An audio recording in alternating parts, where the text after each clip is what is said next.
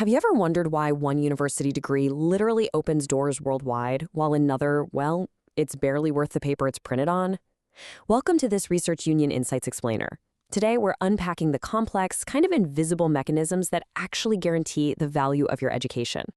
As part of our ongoing mission here at Research Union to bring some much-needed clarity to complex systems, we are looking under the hood of global educational quality.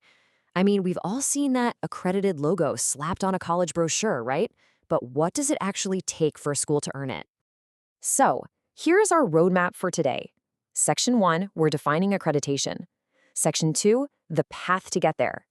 Section 3, we'll look at some global examples.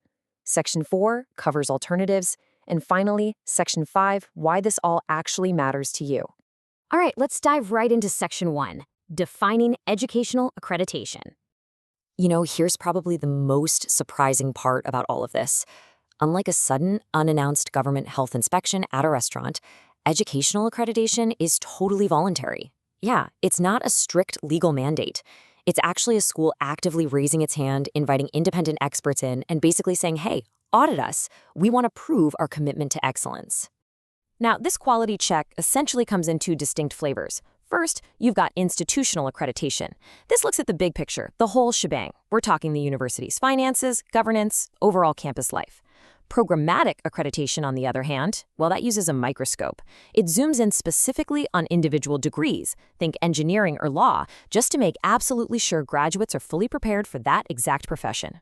And this is a crucial point to remember. Accreditation is not some permanent gold star, and it is definitely not a ranking system. It doesn't tell you who is number one in the country. It's more of a cyclical reality check because, as we know, industries are always evolving, right? So this status has to be aggressively renewed every 5 to 10 years. That ensures the quality of the program is actively maintained, not just resting on its laurels. Moving right along, let's look at Section 2, the path to accreditation. This quest for quality is honestly no walk in the park. It kicks off with a pretty brutal self-evaluation. Faculty will spend months putting their own practices under the microscope. After that comes the formal application, and then the nerve-wracking peer review. This is where external experts actually show up, physically visit the campus to interview staff and verify all those claims. All of this leads up to a final, binding decision and ongoing monitoring. Just to give you a sense of the sheer scale here, for highly respected bodies like ABET, they're the ones who accredit global STEM programs, this whole process takes a staggering 18 months or more to complete. So we're not just talking about filling out some paperwork over a weekend. It is a massive, exhausting institutional audit. Historically, evaluators used to just look at inputs, how many books were in the library or how massive the endowment was. But let's be real. Having a fancy kitchen doesn't necessarily mean you can cook a great meal. Modern bodies like India's National Board of Accreditation, they care about outcomes. They want to measure what a student can actually do on graduation day. It's a total game changer, shifting the focus away from just resources and onto actual, real-world capability. Okay, let's broaden our perspective a bit with Section 3 Global Accreditation Examples. The accreditation landscape worldwide is incredibly diverse. You have ABET policing STEM programs on a global scale. Over in India, the NBA is laser-focused on elevating technical education. The Philippines, meanwhile, relies heavily on PAASCU's long-standing tradition of voluntary self-regulation for basic and higher ed. And then you have groups like QAHE spanning international pre-tertiary education. So, different regions, totally different focuses, but they all share that exact same DNA of rigorous, independent peer review. But wait a second. If accreditors are the ones policing the schools, who exactly is policing the accreditors? Well, enter organizations like the Council for Higher Education Accreditation, or CHEA, in the United States. By literally accrediting the accreditors, they make absolutely sure that the watchdogs themselves remain reliable, unbiased authorities. That brings us to Section 4, Alternatives to Accreditation. Now, it is absolutely vital that we don't confuse accreditation with licensure. Remember, accreditation is a school's voluntary pursuit of excellence.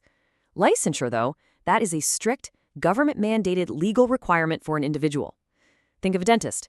They absolutely must pass a licensure exam before they can legally drill into your teeth.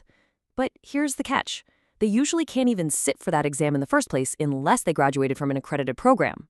These different concepts kind of interlock to form this massive ecosystem of quality assurance. You have certifications that verify very niche specific skills. You have licensure providing those hard legal boundaries. Then there's self-regulation, enforcing industry codes of conduct. And finally, recognition, which acts as a broader stamp of approval. Together, the whole system creates this really robust safety net of professional integrity. Finally, let's tie this all together in Section 5, Why Accreditation Matters. So why should you, personally, care if a program is accredited? Well, because a verified degree is basically real-world currency. For you, it means your credits will actually transfer if you decide to change schools. It means employers instantly trust what's on your resume. And for the institutions themselves, it's often the strict gatekeeper for securing crucial government funding and, frankly, keeping their doors open. Ultimately, I think the true genius of this system is that underlying ethos of continuous improvement. Like the quote says, it provides a structure for public accountability. Schools just aren't allowed to hit a baseline standard and then fall asleep at the wheel. They are constantly forced to innovate, adapt to modern job markets, and remain completely transparent to the public they're serving. So as you navigate your own professional journey, take a hard look at your own resume. Do you actually know which agencies accredited your degree? Were they measuring real-world outcomes or just counting library books? In a world that is practically flooded with degree mills right now, you really have to ask yourself, who exactly evaluated the evaluators of your credentials? Well, thank you so much for joining us for this Research Union Insights Explainer. We really hope this look into the invisible framework of education helps you make sharper, more informed decisions about your future. After all, your education is arguably your greatest investment. You want to make sure the people grading it actually make the grade themselves. Be sure to explore more insights and connect with our research team to keep learning. Catch you next time.